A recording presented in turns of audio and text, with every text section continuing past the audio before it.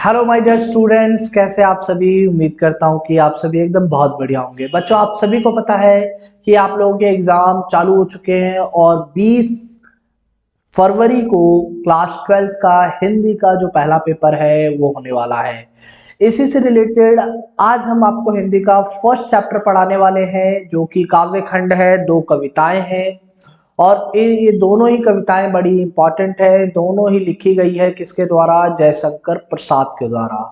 अगर हम जयशंकर प्रसाद की लाइफ की बात करें तो 1889 में इनका जन्म होता है। 1937 तक ये जीवित रहते हैं। इनका जन्म जो है काशी में हुआ था। जयशंकर प्रसाद का जन्म काशी में होता है। विद्यालयी शिक्षा वो सिर्फ 8वीं तक प्राप्त करते हैं। 8वीं से आगे बिल्कुल भी पढ़ाई नहीं करते, पर सेल्फ स्टडी करके, स्वाध्याय करके इन्होंने संस्कृत, पाली, उर्दू और अंग्रेजी भाषाओं पर अपना गहन अध्ययन किया, अपनी पकड़ बनाई।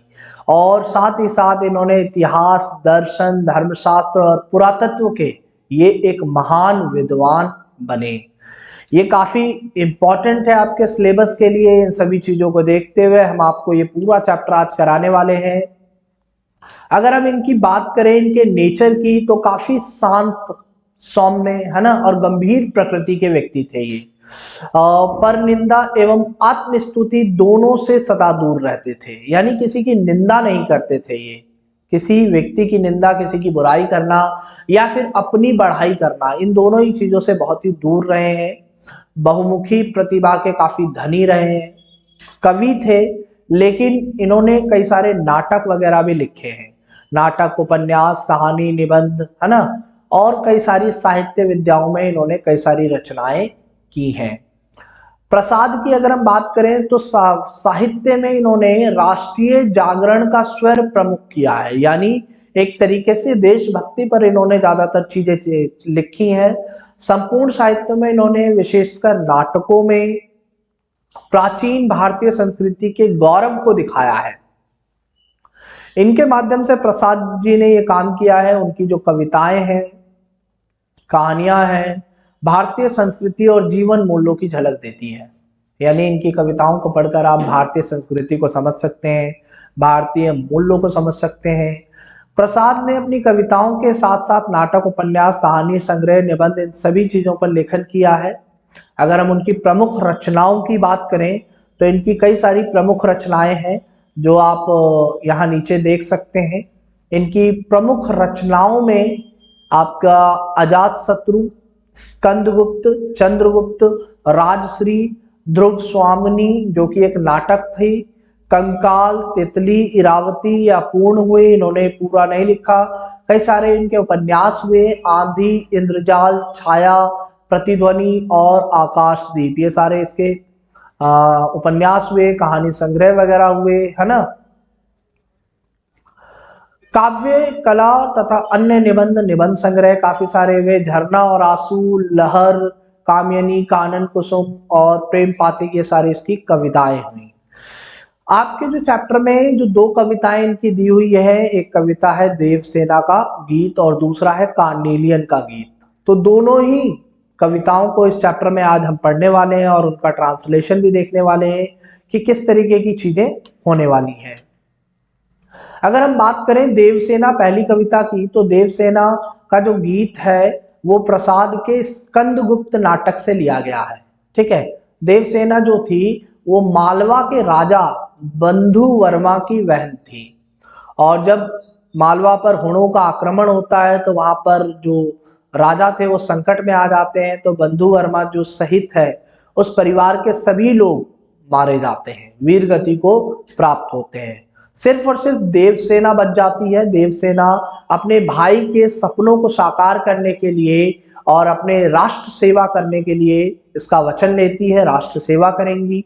और अपने जीवन में देवसेना स्कंदगुप्त की चाह थी, वो स्कंदगुप्त से विवाह करना चाहती थी, परंतु स्कंदगुप्त जो है वो मालवा के एक धनकुबेर की कन्या विजया से शादी करना चाहता था। पर जब जीवन के अंतिम मोड़ पर, यानी जब बूढ़े हो जाते हैं सब, है ना, तो स्कंदगुप्ता देवसेना को पाना चाहता है, पर तब तक देवसेना पूरी तरीके से वृद्ध हो चुकी है। ठीक है। और वो पर्णदत्त के साथ आश्रम में गाना गाकर भीख मांगती है और महादेवी की समाधि परिष्कृत करती है।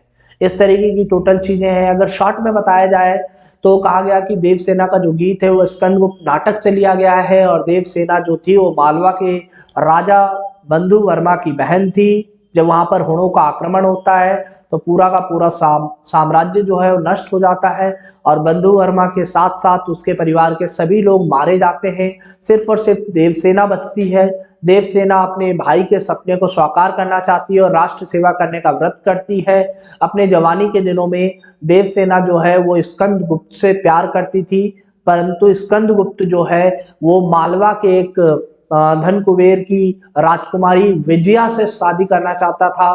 पर जीवन का जब अंतिम मोड़ आता है, जब वृद्ध अवस्था आती है, तो स्कंदगुप्त देवसेना को पाना चाहता है, पर तब तक देवसेना जो है अपनी वृद्ध अवस्था में कर्णदत्त के साथ आश्रम में रहकर गाना गाती है, और वहीं पर गाना गाकर वगैरह भीख भीख मांगने का काम करती है। इससे अपनी जीवनचर्या को चलाती है।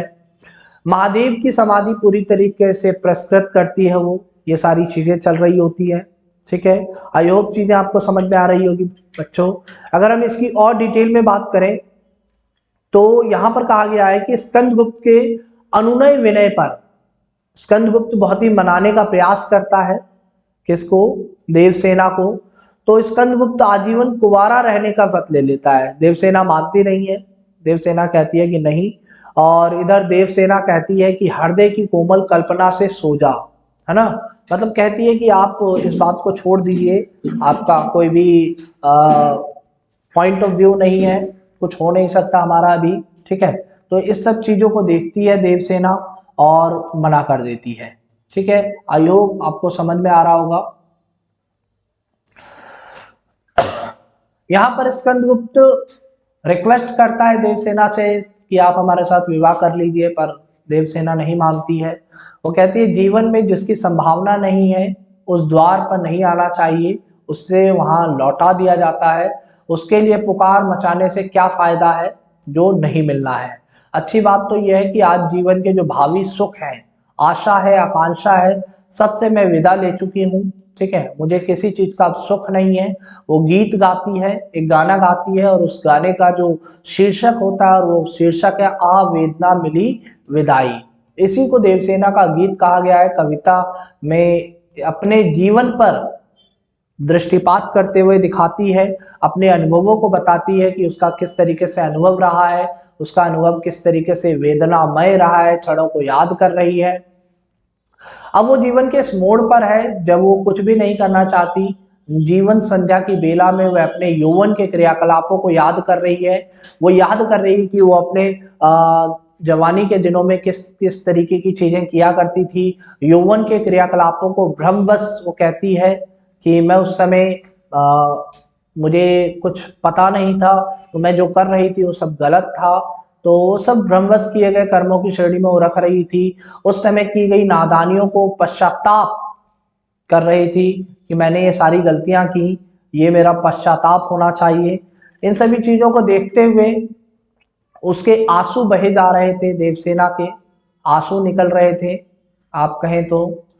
और उसने अपने आसपास उस सब की प्यासी निगाहें ही दिखाई पड़ती है, और वे स्वयं को इनसे बचाने की कोशिश करती है।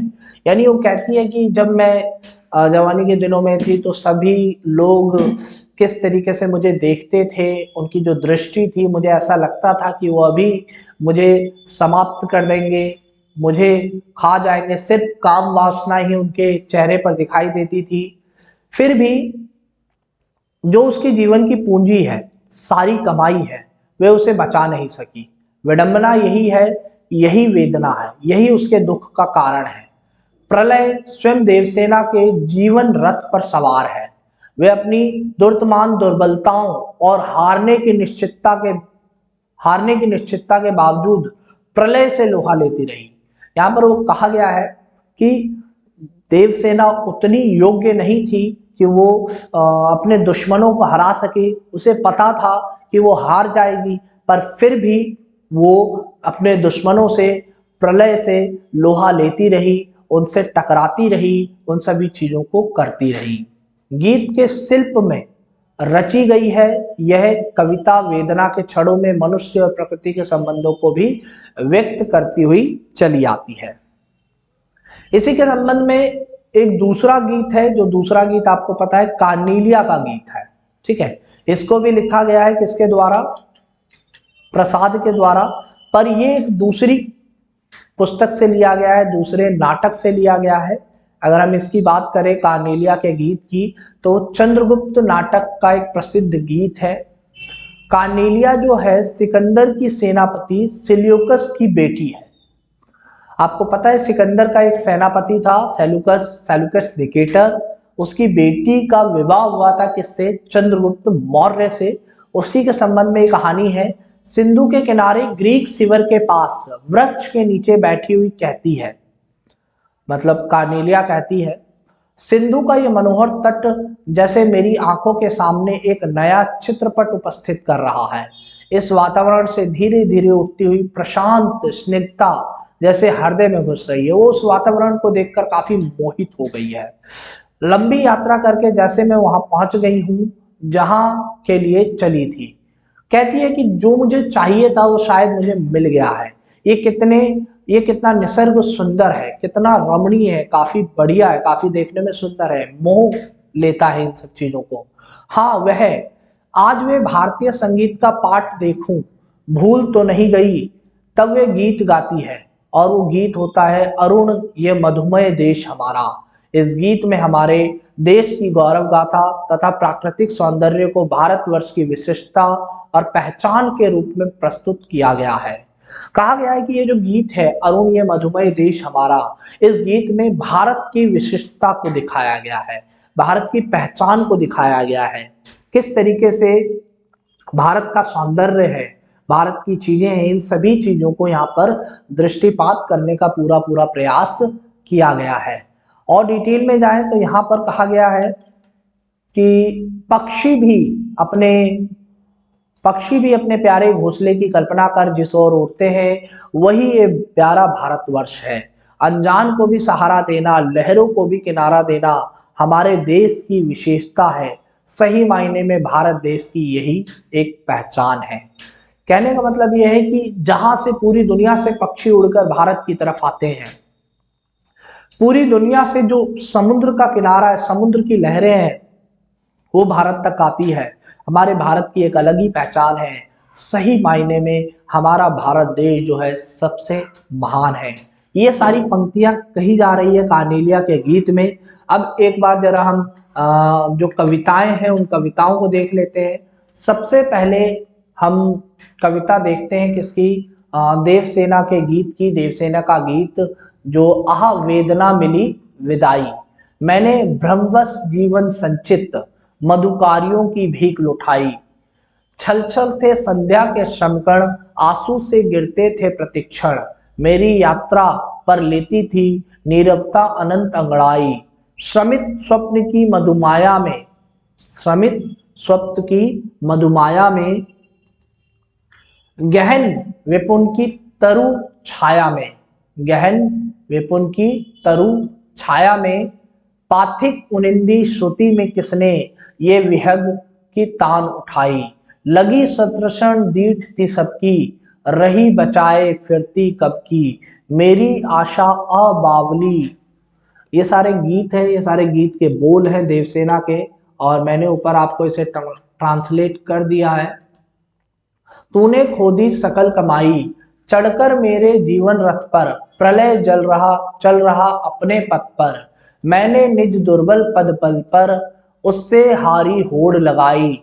लोटा लो ये अपनी थाती, मेरी करुणा हाहा खाती। विश्व न संभलेगी ये मुझसे, विश्व न संभलेगी ये मुझसे, इससे मन की लाज गवाई। ये स्कंदगुप्त नाटक से लिया गया है, कार्नेलिया देवसेना का गीत। अब हम एक दूसरा गीत देख लेते हैं। दूसरा गीत जो है वो किसका है? वो है आपका कार्नेलिया का गीत, जो किसके बारे में है? भारतवर्ष के बारे में है। इस गीत में अगर हम बात करें तो इसमें कहा गया है अरुण ये मधुमय देश हमारा। अरुण से हमारा मतलब है पूरब, है ना। भारत जो है पूरब में है और ये मधुमेह देश हमारा, जहां पहुंच अनजान क्षितिज को मिलता एक सहारा।